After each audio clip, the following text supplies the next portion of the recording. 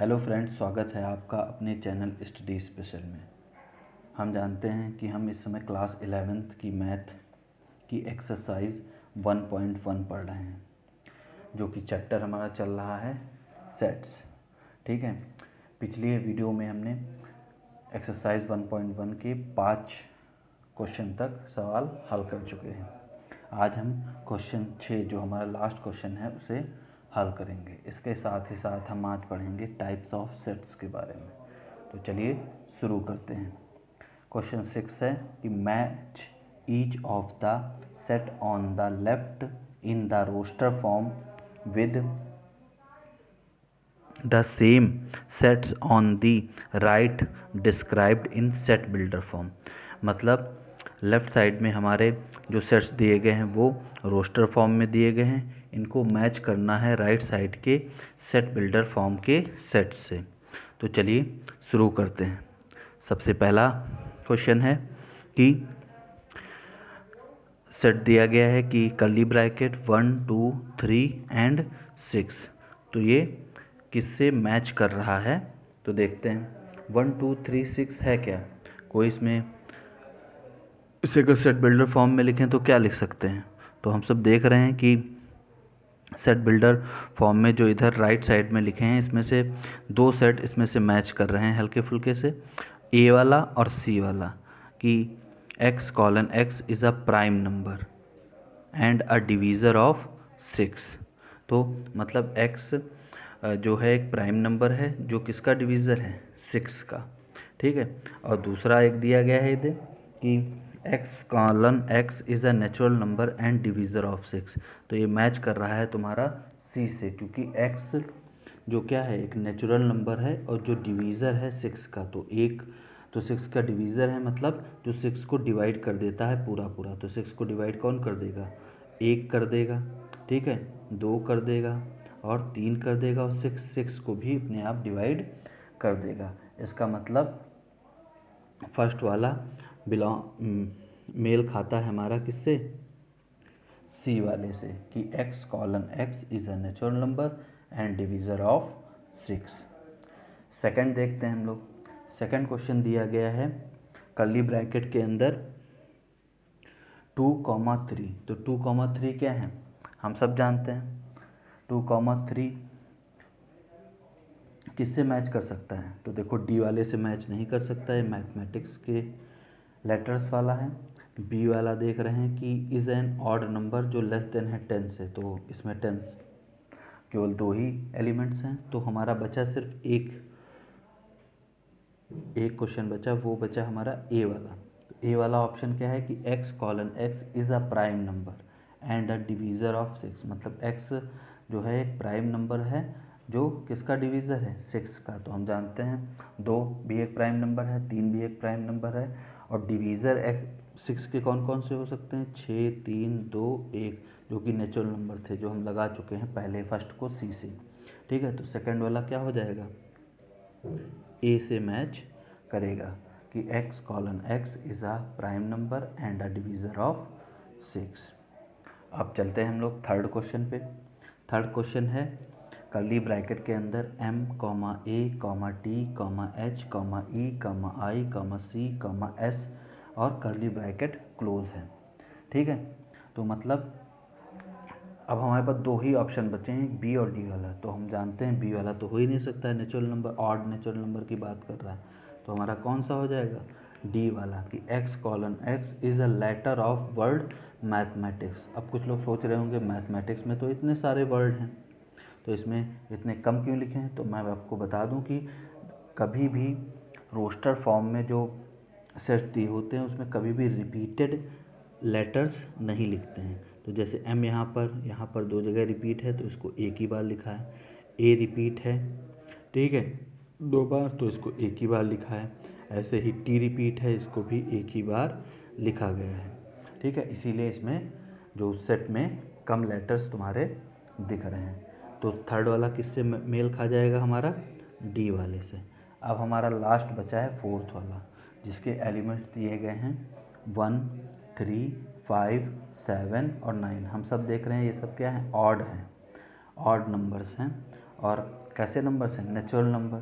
तो ये किससे मेल खा जाएगा, बी से, जो कि क्या है, x colon x is an odd natural number. तो देखो ऑड नेचुरल नंबर हैं और बाउंडेशन 9 तक ही दिए गए हैं, इसीलिए बाउंडेशन भी लगी है कि लेस देन 10। देखो 1 से 9 तक दिए गए हैं ऑड नेचुरल। तो फोर्थ वाला हमारा मिल जाएगा किससे, बी वाले से। तो इस प्रकार हमारे चारों मैच कर गए। फर्स्ट वाला मैच किया है, थोड़ा सा गंदा सा लग रहा है तो इसको एक बार सही कर देते हैं, बिल्कुल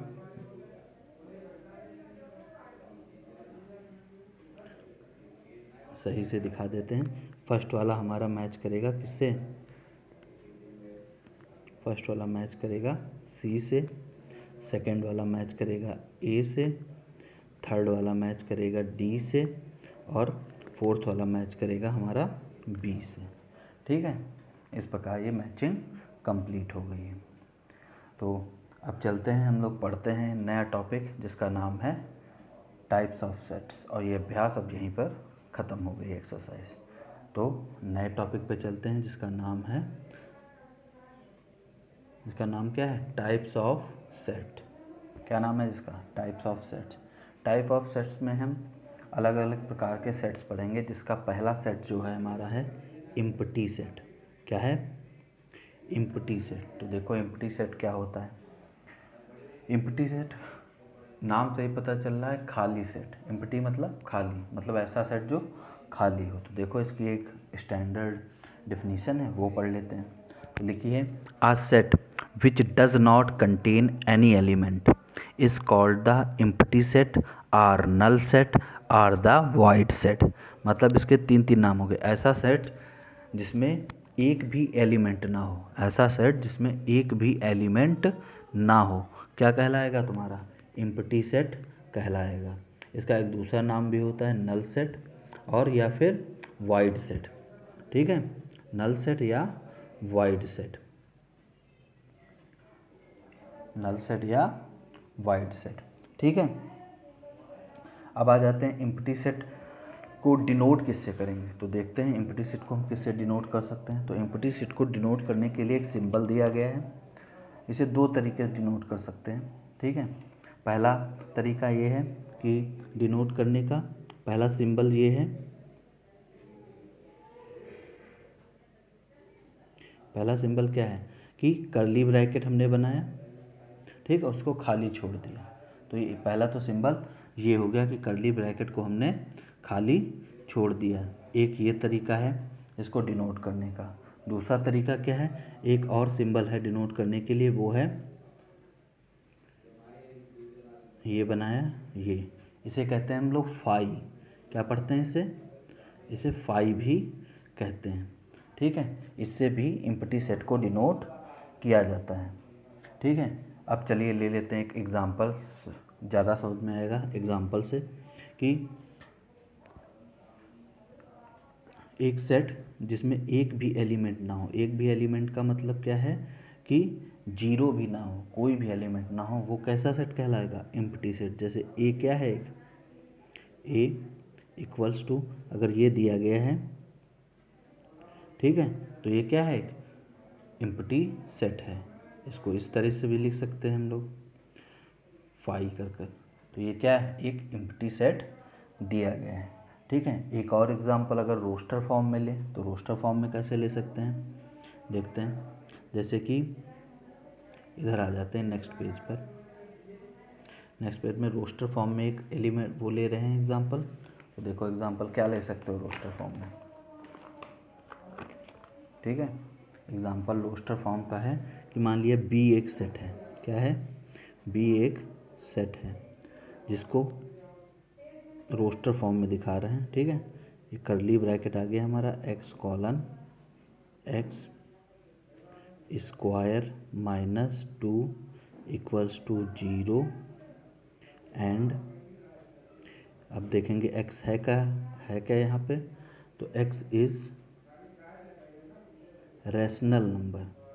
रैशनल नंबर हम सब जानते हैं, वे नंबर्स, रैशनल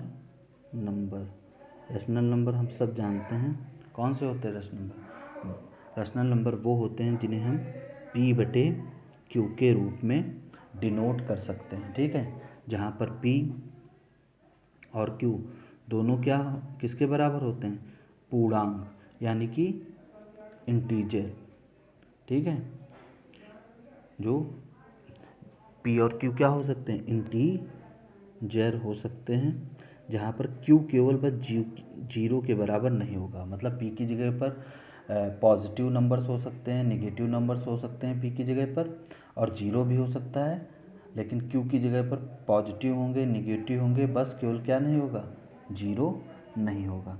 तो देखो इसमें देखो इक्वेशन दी है कि x²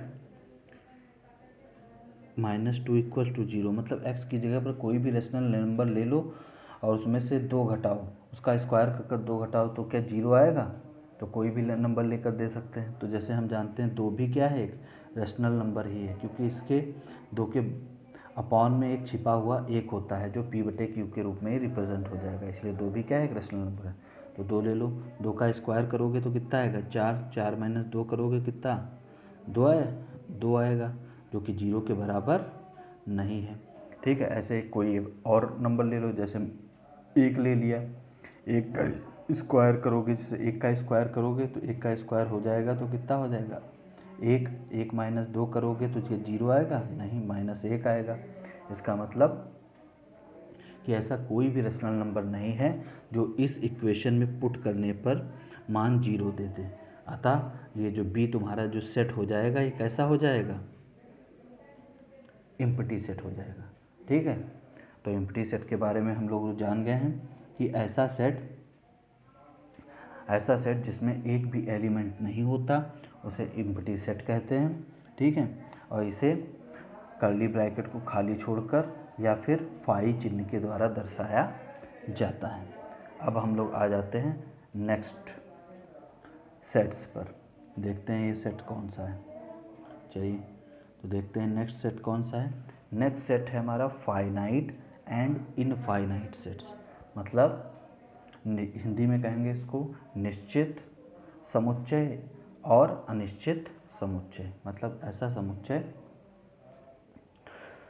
तो इसके निश्चित और अनिश्चित नाम से ही कुछ लग रहा है, लेकिन सबसे पहले इसकी एक डिफिनीशन देख लेते हैं जिसके प्रॉपर हमें आइडिया लग जाए। तो देखो डिफिनीशन क्या है, a set which is empty or consist of a definite number of a elements is called finite, otherwise is called infinite। मतलब कहने का मतलब है एक सेट जिसमें या तो एक भी एलिमेंट ना हो, यानी कि वो तो या तो वो सेट इम्पटी सेट हो, या फिर उसमें एक डिफिनिट मतलब एक निश्चित संख्या में हमारे एलिमेंट्स हों, तो उसे हम लोग क्या कहेंगे, फाइनाइट सेट कहेंगे।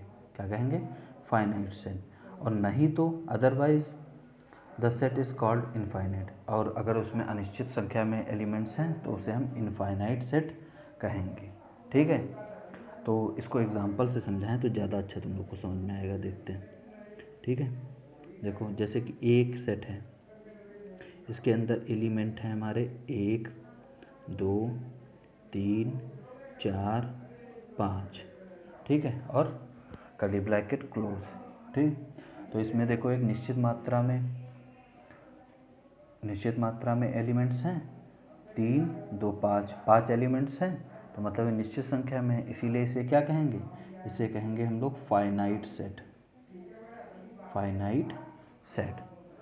और इसका इनफाइनाइट सेट का उदाहरण लें तो मान लो B एक सेट है, ठीक है, इसमें एलिमेंट हैं 1, 2, 3, 4, 5, कॉमा डैश डैश डैश, तो डैश डैश लग गया, इसका मतलब क्या है, इसमें इनफाइनाइट नंबर ऑफ एलिमेंट्स हैं, इसका मतलब ये कैसा सेट हो गया, इनफाइनाइट सेट। कैसा set, infinite set, infinite set हो गया।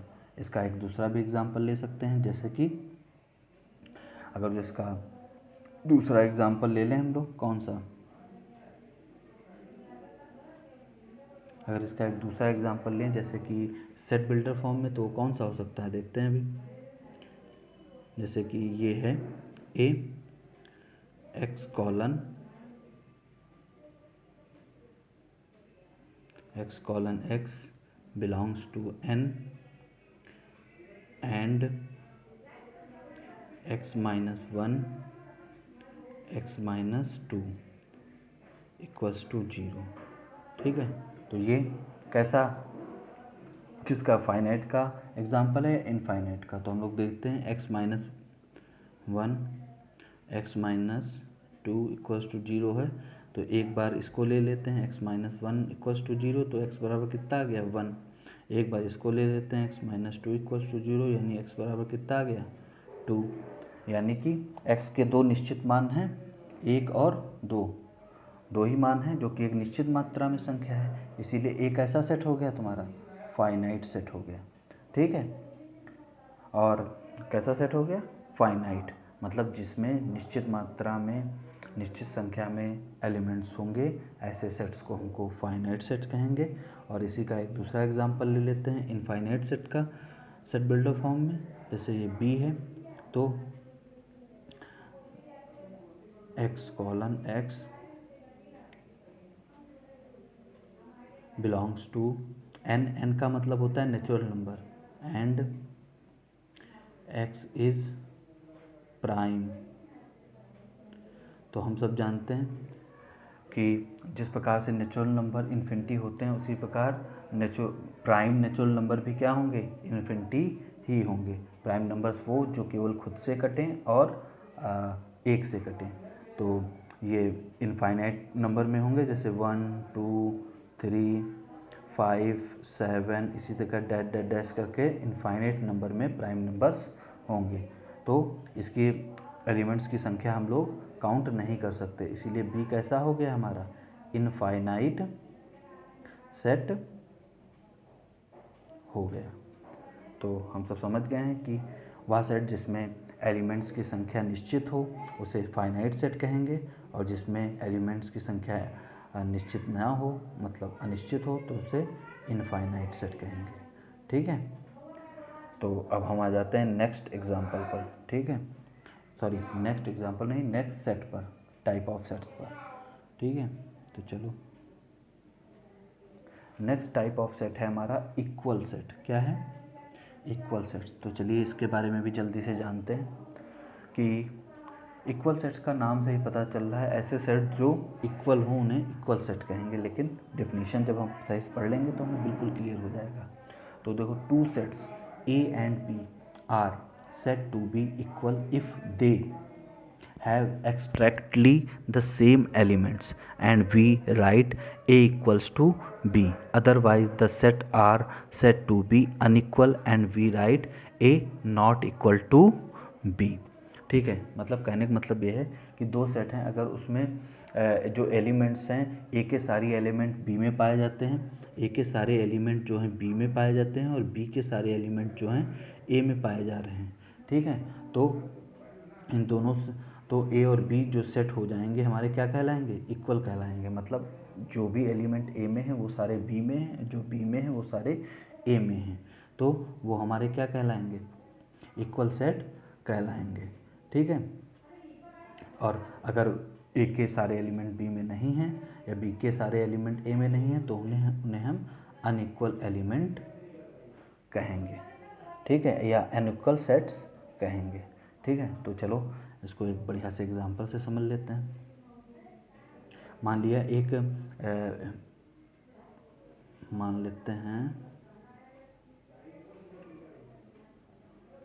लेते हैं एक एग्जांपल है हमारा, जहाँ पर ए है एक सेट जिसके एलिमेंट्स हमारे ये हैं 1 2 और 3, और बी एक है, ठीक है, जिसके एलिमेंट्स हैं 1 2 1 2 और 3। तो हम सब देख रहे हैं इसमें तीन एलिमेंट्स हैं 1 2 और 3। इसमें भी देखो कौन कौन से एलिमेंट हैं 1 2 और 3, और 1 और 2 रिपीट हैं। तो हम एक चीज़ देख रहे हैं 1 2 3 जो सारे एलिमेंट हैं वो सभी बी में पाए जा रहे हैं। इसी प्रकार 1 हो 2 हो 1 2 हो 3 हो, ये सारे किस में पाए जा रहे हैं, ए में पाए जा रहे हैं। मतलब ए के सारे जो एलिमेंट हैं बी में पाए जा रहे हैं, और बी के सारे एलिमेंट जो हैं ए में पाए जा रहे हैं। इसका मतलब ए और बी कैसे सेट्स हैं हमारे, इक्वल सेट्स हैं, ठीक है। और इसी का एक दूसरा अनइक्वल ले लेते हैं। अगर इसी में हमारा कोई एक एलिमेंट छोड़ दिया जाए, एक एलिमेंट हमारा इसमें एक बढ़ा दिया जाए, ठीक है। नेक्स्ट वाले लेते हैं। यही ए एलिमेंट है, इसमें 1 2 3 है और बी में है मान लो 4 और 5। तो ए के एलिमेंट बी के एलिमेंट जो है 4 5 ए में है क्या? नहीं है। और या फिर ए के एलिमेंट 1 2 3 बी में है? नहीं है। तो ये क्या हो जाएगा? A is not equal to B, ठीक है। तो कहने का मतलब अगर ए के एलिमेंट बी में है, बी के एलिमेंट ए में है, तो वो सेट क्या कहलाएंगे? वो इक्वल सेट कहलाएंगे। और अगर जो ए के एलिमेंट बी में नहीं है तो वो अनइक्वल सेट कहलाएंगे, ठीक है। तो आज का वीडियो फ़िलहाल यहीं पर समाप्त करते हैं। अगर आपको वीडियो अच्छा लग रहा है तो इसे अपने दोस्तों में शेयर करो, लाइक करो और सब्सक्राइब करो, जिससे कि हमारी पहुंच दूर तक बढ़े और हमारे ये जो परिवार है स्टडी स्पेशल का ये और बड़ा होता चला जाए, ठीक है।